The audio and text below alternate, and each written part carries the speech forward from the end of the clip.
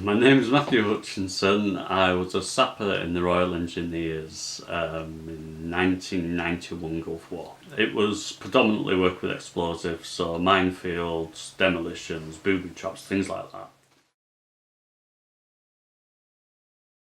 In comparison to a regimental sergeant major who would do the same job, it was very realistic. It's especially when you were learning drill, a lot of shouting in your face like that. It was very much like some people took it different ways as well. Some people took it. I used to laugh at it. I just found it funny. Some people, it really scared them and got them down. The bombs and things like the mechanics of it, that was very realistic, and the feeling of being watched is. You don't know when you approach a bomb what sort of detonator it is. It could be a timer, it could be pressure sensitive, it could be magnetic, so anything metal. It could just be someone sat with a mobile phone watching you. So that feeling then of not knowing who was enemy and who was friend, it was very realistic like that. If it's just a film and it's just a film, it's just a story, then that's perfectly fine for me. But don't say it's true unless it's true. Yeah. Don't make out that things happened that didn't happen.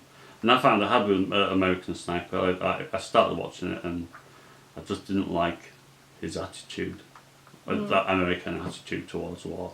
So I stopped watching it. Yeah.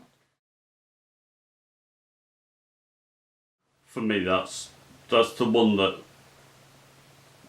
freaks me out the most. That's the one that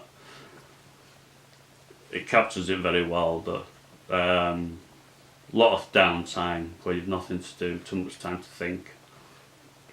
The fear of the chemical warfare was massive. It wasn't a question. We all just knew it was going to come. The fact that it didn't, or if it did, when it's never been said properly, it didn't really make any difference to how you felt afterwards, because you'd spent 6 months waiting for it to happen. If you want realism, the gore,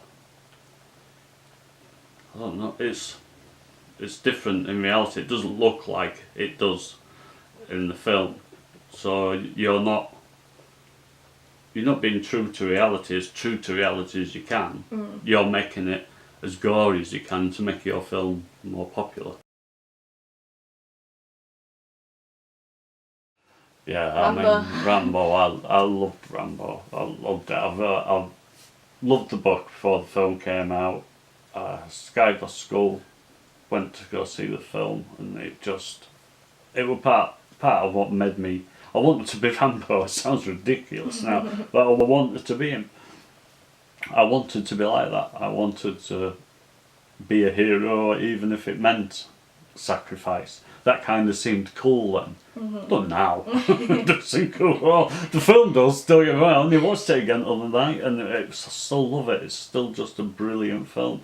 It's just his feeling of being outside of society and stuff that it just looks fantastic. It's acted fantastic. It's, I know like Sylvester Stallone's a bit of a joke now, but then he won, and He's kind of come back up in his prestige again at the moment. You can't forget he was an Oscar winner though. Yeah, you do. He was an Oscar nominee only last year as well. Yeah, he was once, of course. Yeah. I don't think, because there is a lot of humour involved. There's dark humour on the whole, but it is there. That's the fallback position for squaddies. That's what they do. That's how you cope with what you see. You make jokes about it. That's how things happen that can seem absolutely dreadful if you've not been in war, but if you are, just don't seem bad at all. Yeah.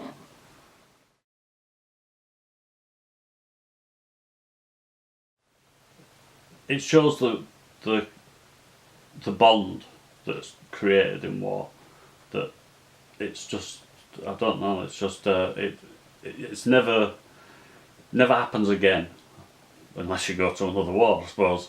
But you know, for me, it never happened again. Never found the friends the same, and that it shows that, and you get enough time in that as well to feel connected to the characters in it. And it is just the most amazing story. It's an amazing story. It's not an average story of war. It's a astounding story of war with one of the greatest, for me, one of the greatest soldiers that's ever lived.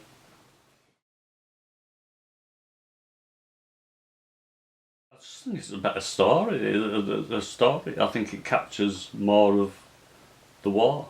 Yeah. You know, that what happened to him was dreadful, and yes, of course, you know, that's a story of one man's war compared to Schindler's story of saving thousands and the deaths of millions. But I just think it's just a better film. I just think it's more engrossing as a film.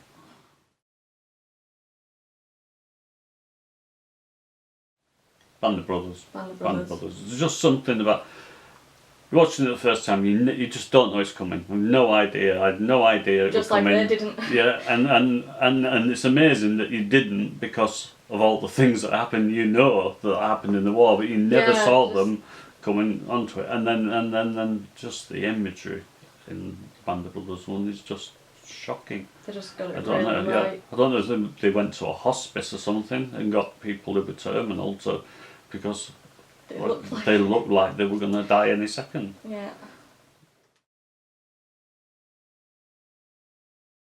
Great Escape. Great Escape. Yeah. For any particular reason? Because it's just, I don't know, it's just, the characters are fantastic. It has heartwarming moments, it has dreadful moments, but it deals with it all in a way that shows you don't have, there isn't any gore in that film, as far as I can remember. I can't even remember there being a drop of blood in it. Even when people got shot and stuff, they just fell over. Yeah. It doesn't take away from it, that film, in any way, shape or form. Great Escape's your favourite, but Band of Brothers. Band of Brothers, if it was counted in, Band of Brothers would trump everything, and by quite a way. Margin. Yeah, it's something you can't explain to people how good it is. They don't understand. You want them to watch it, and because it's different from other things about the wars.